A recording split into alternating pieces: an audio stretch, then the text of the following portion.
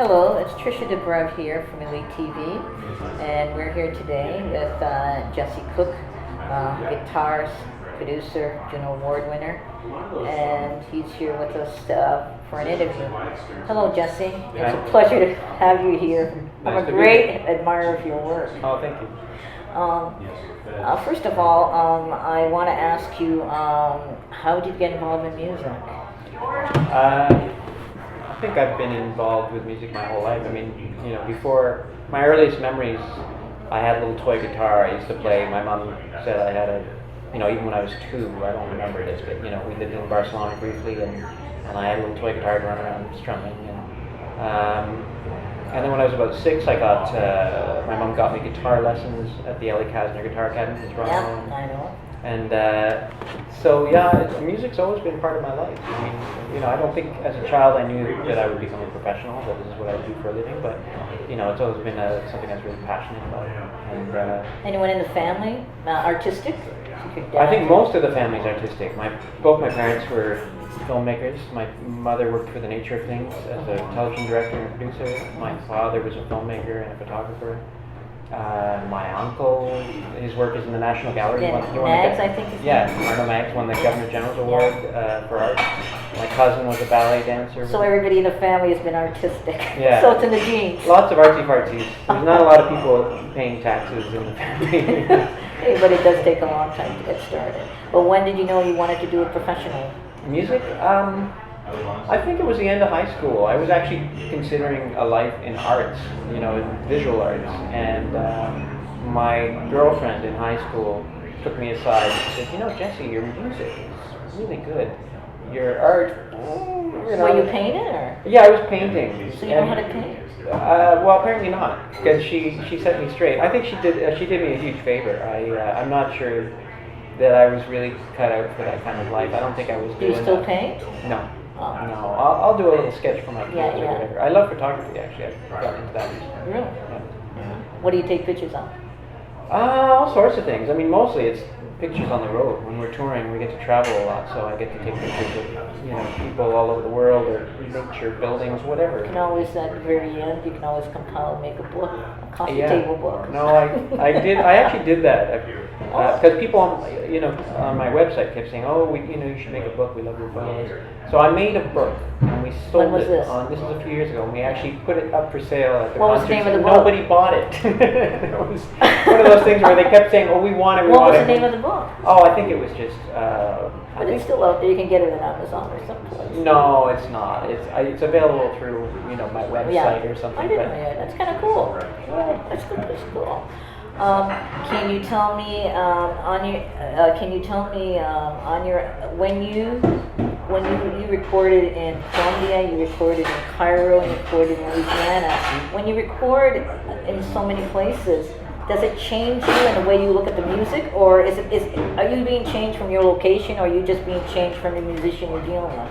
Well, I think the reason that I go to places like that is to put myself in a very different musical context than what I'm used to. Because, if you just sit around doing what you normally do, you end up making the same kind of music over and over again. And by going to places like Colombia or to Cairo, you get there and you realize, in the case of Colombia, they didn't know anything about my music, and I didn't really know much about their music, and we had to find a meeting ground. We had to. So it's like a correlation of both cultures in a way merging together. Yeah, you're trying to find it. Well, it's like a puzzle. How can we put these two types of music together and have it sound nice and have it work? What things do we have to change? What things can we keep? And it's not always easy, but it's it can really yield sort of wonderful results.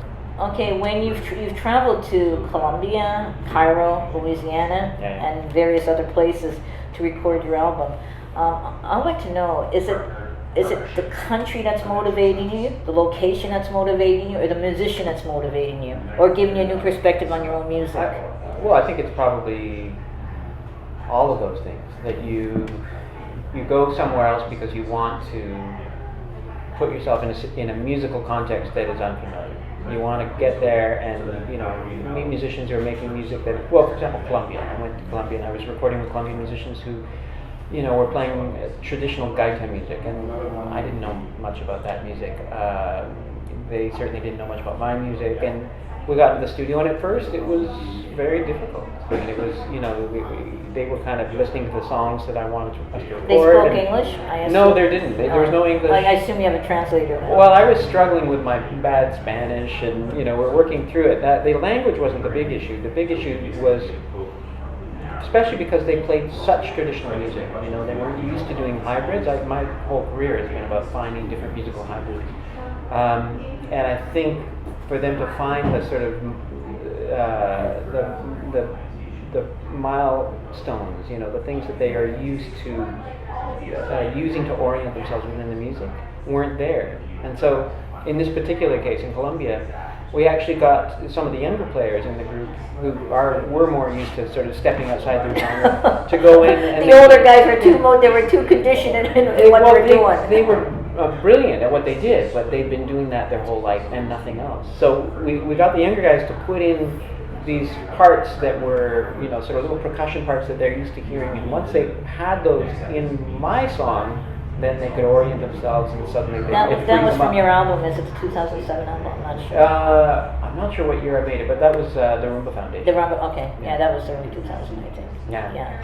And so anyway, I mean, but for myself, yes, I go to places like Cairo or Louisiana or wherever, Madrid, because I want to put myself in a strange location, and put myself in a place that is musically different than where I'm used to being, and it makes me have to adapt. And I think that in that adapting, you often find something new that you haven't heard before. Yeah, and I think, as you said, you adapt, and it opens your eyes. It's a new experience because it's a different location, it's a different smell, everything is totally different. Yeah. I think that's the amazing thing I love about travel. Mm-hmm. It's not Toronto. Right? But I love Toronto. I respect Toronto. Yeah. Well, and that's the thing I will say is, as a musician, you travel a lot. I mean, every night we're in a different city, doing a different show. And the more I see different countries, I mean, as much as I love traveling, I always thought the more I travel, the more I want to leave Toronto. And in fact, the more I travel, the more I realize, Toronto's quite an amazing city because the whole world is here. Because there's a little bit, you go to Hong Kong and you come back and you go, we had a lot of that in Toronto. Yeah, the whole world is, the whole world we have in Toronto. Exactly. I've seen that too. You said you travel a lot as a musician. Mm-hmm. What is your day like from the time you go to bed to a day of a concert? What's that? You know what, I have to say, touring, I've heard many musicians talk about how hard it is on the road, and and how it takes it out of you, and I sort of think, what are they talking about? Like, the life of a musician on the road is cushy. We're like princes, we get up, the crew, the guys who work on our tour, they work hard. They get up, keep in mind, we're on a tour bus, right? So you sleep, you've got, in the state-of-the-art bus with a lounge and an espresso machine and beds, and you sleep through the night. You wake up, you're in front of the theater, in the new city the next day, not the city you left the night before. Completely missed the journey, you slept through it. You wake up, you're in front of this theater, you got the whole day to do whatever you want. You go and wander around the city. You don't have to do anything till sound check at 4. But do you know, okay, so like say you have a concert too, what you're going to sing, right? You have it all laid out in your head. Yeah, you're on tour, you're doing a show, everybody knows the material. Maybe if you decide you're going to change a song or two, but otherwise, you're in the run of the show, and the show is Do you rehearse before you go on, or do you rehearse a song or two, or you've been doing it so long? No, I think if we take if we take a few months off from touring, we'll get together to rehearse once, because it takes a while to remember how to sort of fit together as a group. We can play all the right parts, but it still doesn't really sound like a band. Yeah. I find we actually have to play together for a few hours before we start to sound like a band. Then it comes back. Yeah, and then we find, musicians call it a pocket, where we all start to sit in the same pocket, which means, musically, rhythmically, we're totally locked in. It's like acting away. If you do a part, what happens in acting, and you go away for 2 or 3 months, it's gone. But if you come back and you do it for a few hours or a week or whatever, it's there. It comes back. Yeah, so it comes, so it automatically, it just appears there. What do you like the best about touring? Probably the show. I mean, it's pretty hard to complain, when you're on the stage and people are, you're doing this thing, you've spent your life, you've devoted your life to learning how to play this instrument, and you're on stage and people are, applauding and giving you lots of love. It's a great experience. I mean, it's not like, when I get home, I don't come No down one for is breakfast applauding you. and my kids are like, oh, woohoo, yay, Dad. Like if you give them their cereal. You're a normal person. You're dad when you come home. You gotta take out the garbage. Exactly. You're lucky if you get a thank you. Like it's a different level of kind of demonstrativeness and. But I love it both. But it's hard to. It's hard to judge. Yeah, touring is pretty nice. Touring is pretty. But you have to remember too, right? The thing is that I think what a lot of people do, or a lot of entertainers, they forget when they started out. Yeah. Right. What happened in the first month they started out before they really made it? What the past and how they started out and the struggle they had. Oh, well, it's forgotten. Or the first few years of driving that van across Canada, Yeah. Doing those cross Canada tours when you realize this country is huge. And you were on bologna sandwiches. Yeah, exactly. Right? Oh, that's rough. No, those are rough days for sure. When you recorded, one of my favorite songs is Cafe Mocha. When you wrote it, what were you thinking? What inspired you to write it? It's funny, people Can you often remember? ask for the reasons for the songs. And, Yeah, with instrumental music, there is nothing I can point to and say, oh, this happened in my life and I wrote this song. They're just notes, I'm not writing lyrics. I'm not talking about real life. Can you remember that one song? You got to write something. I play it every night. I certainly can remember it. Or what motivated you? Was there something, I don't know, a bird that went by, or I don't know, your kids were doing something when you wrote it? No, I was just, it's music alchemy. I was just trying to create, something infectious, a great groove, a great sound. But why the title? Why did you? Why Cafe Mocha? Okay, I'm a coffee addict or geek or whatever you want to say, and I like the idea of naming a song, anything with coffee in it. That song, I play when I work out. Do you? Oh yeah, and I'm running at number 6. I don't know if you work out or not, but the Stairmaster, I think the Stairmaster goes up, and when it goes up to 6, it's really fast. Oh yeah? Yeah, and so I play and I come down to 5.2, and I go to 4.8, and I go to 4.2. Okay. It's really fast. But the song, I feel it energizes me. Oh, okay. I feel that about your music. I follow the musicians. I've interviewed, I've met. Your music. It gets to the sort of the esoteric part of people's soul. Wow, thank you. Gets to mine. No, it's not. It's like it goes through you. I think another musician that does it. I find Engelbert. Julio Iglesias, his music does that too. Enrique or Julio? Julio. The dad. The dad. Yeah. Someone else, I think, I saw an interview, someone said the same thing about him. But I find your music, it gets to my soul. It's like it goes right through you. You can feel it. You actually feel it. Yeah. Movement off the vibrations. Wow. That's what I feel. Right. That's one of the reasons I wanted to interview you, because I think you are very, very good at what you do. Oh, thank you. You are very, very good at what you do. Also, what inspired you? I love the song with Holly Cole, Fragile. Okay. That was the first song I ever heard you done. Oh, okay. That was Holly Cole. I wanted to try doing a collaboration with a vocalist. I think that was the first time I did that. I think the first 2 records I did were only instrumental songs. And as much as, being an instrumental artist, I enjoy it. I love working with all sorts of different sounds, different timbres, different instruments. But, the human voice, I was kind of missing that thing. And I thought, well, let me try and do a song or a collaboration with a singer. And I guess the issue became, what to record, because I don't write lyrics. And I thought, well, I'll cover a Sting song. And picked out Fragile. And I remember the first time I called her up and to talk about recording the song, she'd agreed to do it. Her people, my people started. She was on board. I called her up, and I remember she was kind of sort of singing into the phone and sort of saying, "Oh, what do you think about this?" Or we could do it in this key. And I'm going, "Oh my God, it's Holly Cole singing to me on the phone." It was just because I loved her work, I loved her voice, and then actually having her, being able to do a collaboration was so exciting for me. So it was such a. You did an excellent job. Oh, It's an exquisite job you did on that song. It's I think they played some of your music on Sex of the City. I read. Yes. Yeah. You don't remember which one it was, right? Was it called Flamenco? The episode might have been called something like Flamenco, but there's a few episodes. I've only seen them after the fact. Obviously, I wasn't I don't watch a lot of TV. Yeah, it's quite an honor. I suppose it is. Yeah, within fans of that show, it would be a huge. Well, you know what it is. It's always nice when the writers and directors they use your work, because the thing is that means that you've influenced them too. Just right? Possibly. Yeah. Yeah. Or I mean, sometimes it could be just that it fit the scene they were trying to do or whatever. But look at all the people they can pick. Yeah, exactly.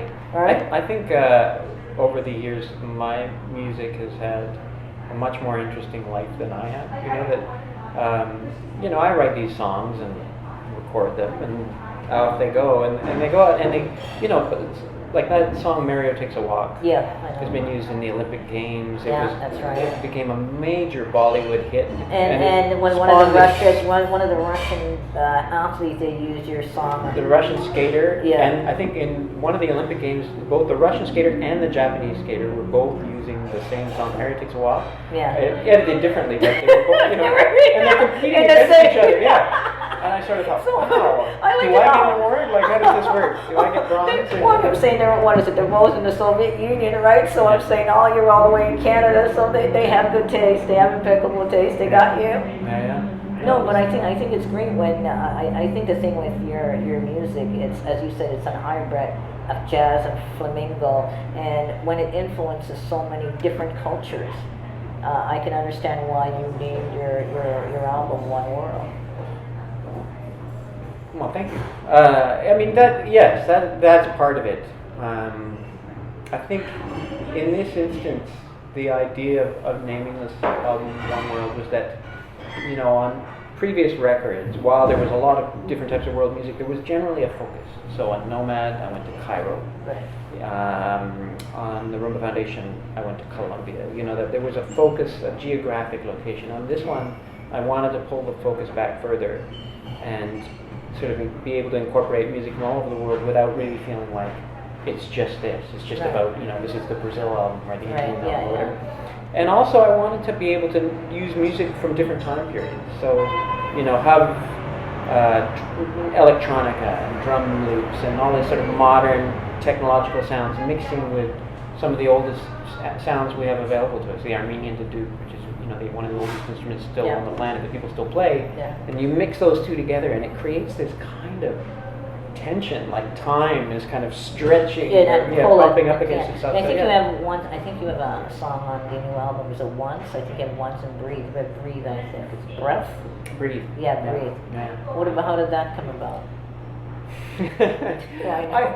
I never know how to answer these questions. Yeah, I know, but people are very interested in how what inspired Well, the you. other thing is the titles are so arbitrary. Like the song gets written and I work on it for months and I'm adding things and bringing in friends and recording them and playing with it, and then I get the whole thing done, and the record company says, okay, we're going to print the cover. What are you going to call these songs? It's got to have a name. Yeah, and then I think, what am I going to call them? Because they, again, they're just notes floating around the ether, and I sort of feel like if I give them a title, now I'm grounding them.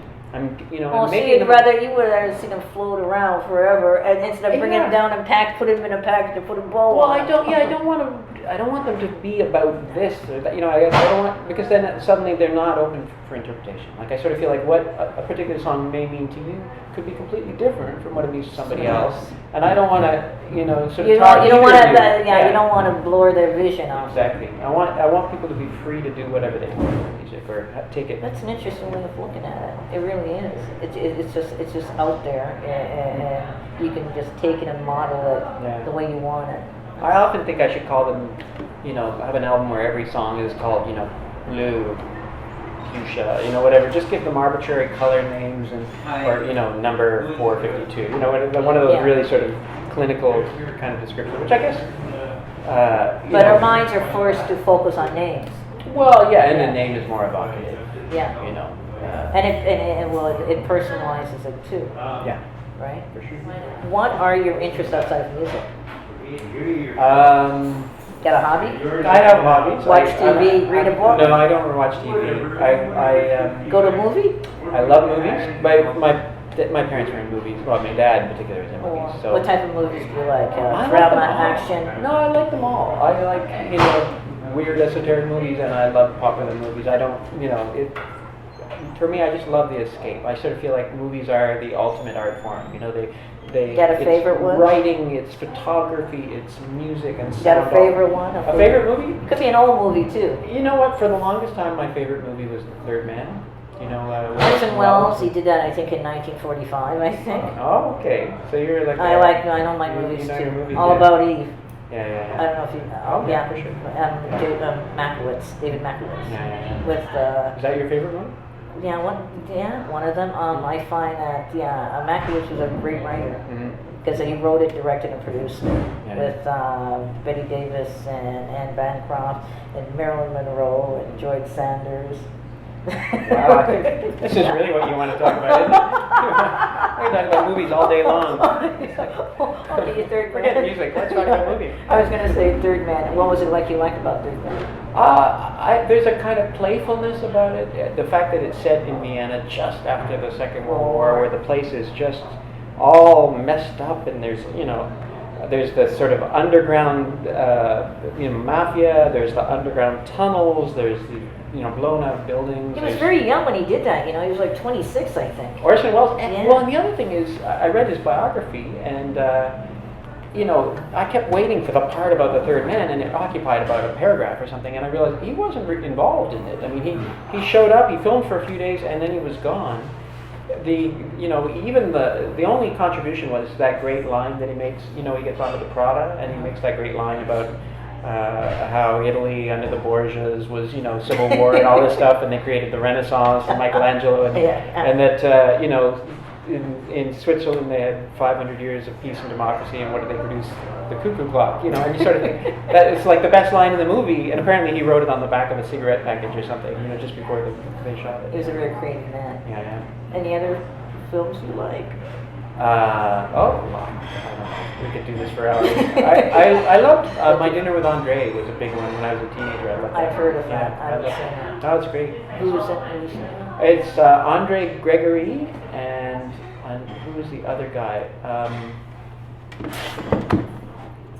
Give me a minute. It will come. Or not. Doesn't matter. I know. Okay, but that was one of your favorite. What about you say you don't watch TV. What about art? Who do you like in art? Are you French Impressionists, Van Gogh? Well, yeah, Monet. Yeah, I do love the French Impressionists. I love all sorts of. I love photography a lot, but for me, photography is black and white photography. Black and white. Yeah, I occasionally I'll find some color photographer that I love, but I call me old-fashioned. The black and white. Black and white, yeah. The composition and texture. There's a very well-known Canadian photographer. He's from Ottawa. I can't remember the man's name. He's from Karsh. Yeah. Karsh. Because he does a lot of. He did a lot of. He did a lot. Yeah. Because I remember, I believe I took him in school. What about do you cook? I don't cook. Well, with a name like Cook, you would think I cook. I don't cook. I can make a few dishes. You can boil water? Yeah. I make a mean espresso. I bring a professional grade espresso machine on the road, and I make a great cappuccino. I can do a latte art and all that stuff. And that takes a lot of art form. I guess it tastes better that way. What can I say? I play pool. That's another kind of useless skill I have. It's called relaxation. I can run the table. Like I can. You can run a table. I'm not shooting. You're like Paul Newman. Paul Newman, that movie. Yeah. What was it? Hustler. The Hustler. Yeah. No, I can clear house. Yeah. But have you ever played for money? With your friends? I don't play for money. Well, a few dollars. Yeah. I'm not saying $1,000. I'm saying maybe $50 or whatever. I actually years ago I started getting managed by Sam Feldman, who's a big. Powerful manager in the music industry and has a big agency. And at the time, he was managing Diana Krall and Nora Jones, and he and Steve Macklin took me on as a client. And everybody at the management company said, Sam is a pool shark. And I said, oh, I'm a pool shark. And so they started getting like an office pool going, sort of saying, we're going to have people were betting money on the game between Sam and I when we finally got together. So. One time I flew out to Vancouver, and we go to Sam's house, and he's got a beautiful table in his basement. We go down, and before this game, my wife was telling me, "Listen, go easy on him. You know what? Like, go easy." Yeah, she's saying, you know, not everybody takes pool as seriously as you do, and remember, you got to do business with this guy for years. You better let him win. Yeah, you should. Well, just remember, polite. it's just a game, right? Don't take it too seriously. Just enjoy it. So I get there and I keep this voice in the back of my head, and I'm like, yeah, make it fun and talk, have and don't get like hyper focused. So we start playing, and at first I'm warmed up. I think he was making sandwiches as well. I was warming up, so I'm warmed up. And I'm just running ahead. We're playing straight pool to a game of 50, which means you get 1 point per ball and you shoot 50 balls. The first guy to shoot 50 balls wins. So we're playing straight pool, and I'm way ahead. I'm like 31 to 2 or something, right? I've got 30, you've got 2. And he gets like a little run of 7 balls in a row or something. And I go, oh, see, you're still in the game. And Sam turns to me and goes, damn right, I'm still in the game. I'm just testing your mettle. And I sort of go, what? He's testing my mettle. The manager's testing my, and I completely started, I started doubting myself, right? And then I just start shooting and I'm missing, and then he gets a run of like 17 balls or something in a row, and now we're neck and neck, and it got to the point where it was 49 to whatever. And who won? He won. He won. And I bet you I was so humiliated. I couldn't believe. Yeah, he's a manager though. He was but he had been a real customer. Yeah. He'd actually made a living for years before he was a manager. Oh my as a pool player. Yeah. He was really good though. He was right? really good. Yeah. So it was worth losing to him, but for me the main thing was the psychological game. I would have won that game, but he totally knew how to. No, he knew how to walk around you. Yeah. I can understand that. You were saying you don't cook at all, right? So no recipes, no nothing. I got nothing. But you're a guy though. You play music. You're not supposed to cook. Well, you're supposed to order it. Yeah, I can do the boring. I can do like a chicken. But what type of food do you like? What type of food do you and your wife go out for? I like it all. This place in a way is a reflection of your album because they have food from all over the world from what I read about it. For me, I love it because it also feels like a Vienna coffee house. Yeah. My dad lived in Vienna for years, yeah. and I remember just loving, when you go to these places, they bring you, if you ordered a coffee and then spent the whole day writing or doing whatever you want to do, they'll bring you a glass of water every hour. They don't there's none of this sort of stop loitering, get out. You're expected to stay the whole day and read newspapers, do whatever, and they'll bring you a glass of water every hour. You know what it reminds me of when you said it? Reminds me of, the Lost Generation when they were in Paris, Gertrude Stein and all that, Hemingway, in the 20s when they were in the cafe along there, I don't know, along that river, whatever river it was, right? The Seine. Yeah, the Seine River, and they were there, and they were speaking, and they were creating, and they were doing this, and they were young, and their life was great. That's what it reminds me of. I think that's really what he wanted to do. My dad was a Canadian, and he went to Paris initially because he wanted to write a novel and be like Hemingway, and be friends with all of those people that he read about. And it didn't work out. So he never wrote the great novel. But he tried. He tried, and he was actually a great photographer, and he became a very important filmmaker in Vienna. If you can Google him, John Cook is his name. And he was credited with bringing French New Wave cinema to Austria, made films in Austria that had that sensibility. He passed, I think, a few years ago. He passed 10 days after September 11th. So while the world was mourning that, I was mourning my dad. You were very close with him. I grew up with my mother. My parents were separated. But I spent a lot of time, I went on a lot of trips with him, and he and I, as adults, went to Spain many times together and drove around. And it's nice to have that. When I was a kid, my father had a home in the Caribbean, and I went there quite often. I didn't like it. You didn't like it? Well, I was a kid, and what happens? I want to be with my friends. I didn't want to be shipped away 4 times a year. I didn't want to be, but it's very funny. What happens to you as a child? All I want to do is go someplace warm. No. Now you want to be in the Caribbean. So the point being, I don't think it was all great influence because it's really expensive to do that now, right? But I understand what you're saying. What is your favorite city to visit for travel, for like vacation? I used to have one. I used to say Sevilla when people would ask me that. Sevilla, where? In Spain. In Spain, yeah. But now there are so many amazing cities. It's kind of like what's my favorite food. What I actually love is the variety. I love the fact that you can, travel to Poland and see beautiful cities there, or you can go, whether it's Singapore or wherever. There's just amazing cities all over the world that keep surprising me. Well, I think the thing too, from being a musician, what happens is that you get an. Do you think is it the country that will inspire you for your music, or is it in your head, or is it just seeing something different? No, I think it's all of those things. I mean, I think the more you live life, the more you start to feel like, okay, I get it. I get Toronto. You know, when you're a kid, I grew up in Toronto. And Toronto was a huge place to me. You know, it was city of everything. And then you get to a certain age and you realize it's not okay, that big. This is Toronto, and I get it. When now. you're in New York City, it doesn't look that big. No, and then you go to New York and you sort of go, oh my God, It's New big. York, and then eventually going, okay, I get New York, and you just want to keep experiencing all that life has to offer, and you realize, this planet is amazing, not just in terms of cities, in terms of culture, in terms of music. I love. That's why I'm constantly trying to find new hybrids in music, because I want. Because I think that the world, what we hear musically, is a very small window.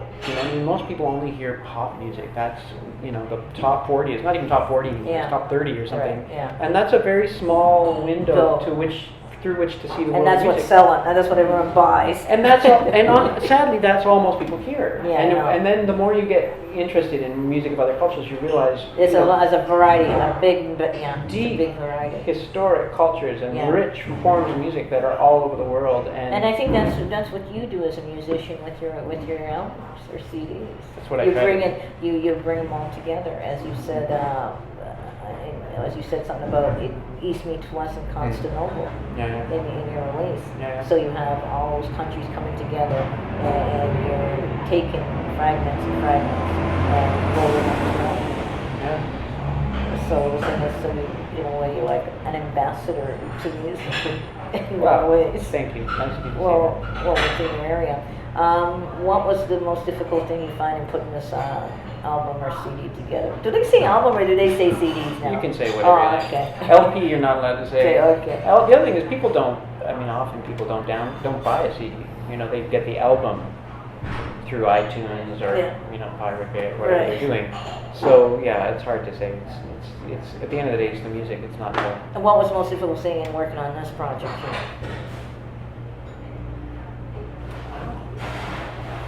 What's funny? I think most people, when they think of me, they think of the guitar playing. Yeah. They hear the guitar and they go, oh, that's Jesse. Yeah. And then they hear the rest of it and they assume, like in a lot of music, oh, that's the producer or the arranger or the other musician. And, with this record, if you listen to it, it sounded like this, it was sort of 80% or more of the way to what it sounds like now before anybody else had played on it. I'd written the arrangements, I'd worked out the orchestrations, I had loops and samples and things all sort of worked out. And it, and then I started bringing in my friends like Chris Church and saying, can you add some violin And or play some... You didn't work with Vasil? I didn't work with Vasil. Yeah, he was on the Coffee Mocha. Yeah. He's the gentleman with the long hair? He or is the one with the short hair? Vasil played Cafe Mocha in Montreal at the concert. Yeah, that's on the the record. video It was I Chris. saw. It was Chris Church. But is he the one with the long hair? Yeah, he's the one with the that's long what hair. I thought, with the violin. Yeah, he's an amazing violinist.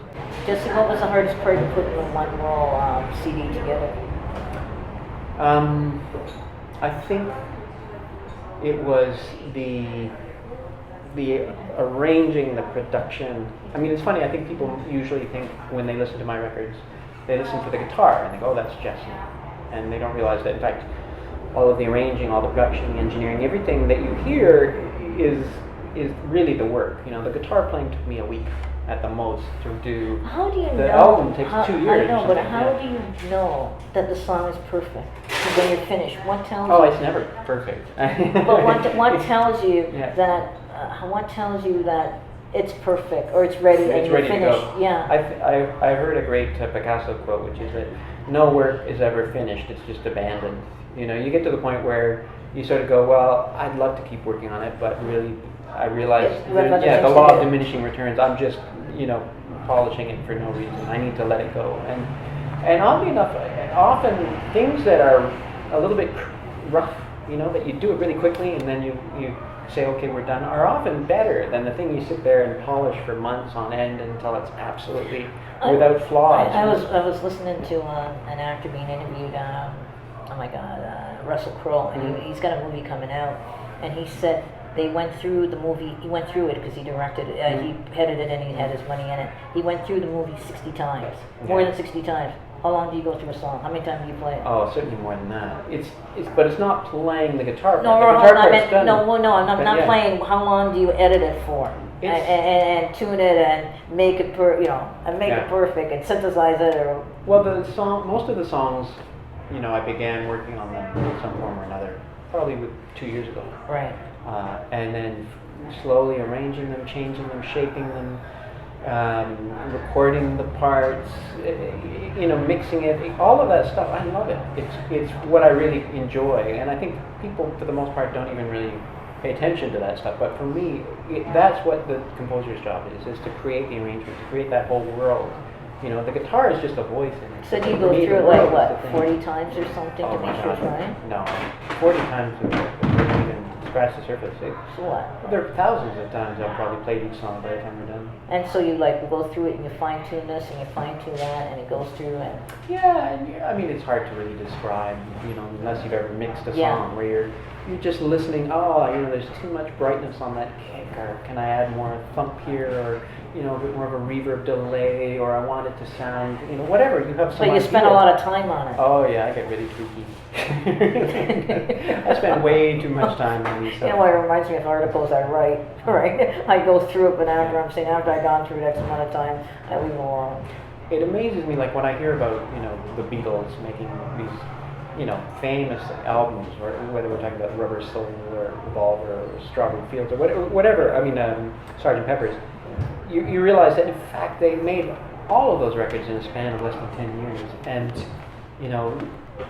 they were sort of recording through the day, and they'd be out at the pubs by 5 p.m. But they needed inspiration. Yeah, and the record was done pretty quickly, and I realized there's something to be said for the fact that back then you had to commit. You had 4 tracks to record on. Maybe it was 8, depending on what point of the 60s they were recording it. Now we have an infinite number of tracks, an infinite number of options, which means you can really sit there for a long time thinking about, this could be just a little bit better. But you said it took you 2 years to do the CD, right? Yeah, 2 years to do the CD, because that's including the writing, including the arranging. Do you find when you started it and when you ended it, like you're totally a different person? No. Or is it that your outlook is totally different? On the music, my feelings about the music have changed completely. Yeah. I mean, for one thing, the first thing to go is your objectivity. When you first write the melody, you remember what the feeling was, what drove you to do it. In fact, I record the guitar parts right at the beginning, right before anything else happens. Yeah. In the old days, I would write, as I was writing something, I'd just record it on my phone or whatever. Now, I try to record it with the best mic I own, the best preamp I own, so that could be, the first time I come up with the idea, that could be the version that ends up on the album, because often that version has the emotion of that moment that you thought of the idea. That one has the authenticity of everything you felt. You felt, and then, 2 years later, after you've heard it a million times, that's all gone. You're just trying to reproduce it. You're sort of like, I'm playing the same notes, I'm playing them in the same time. But that was the main motivation, the first one, and how it felt. And it's like maybe taking little strips of it and you distribute to the other songs. Yeah.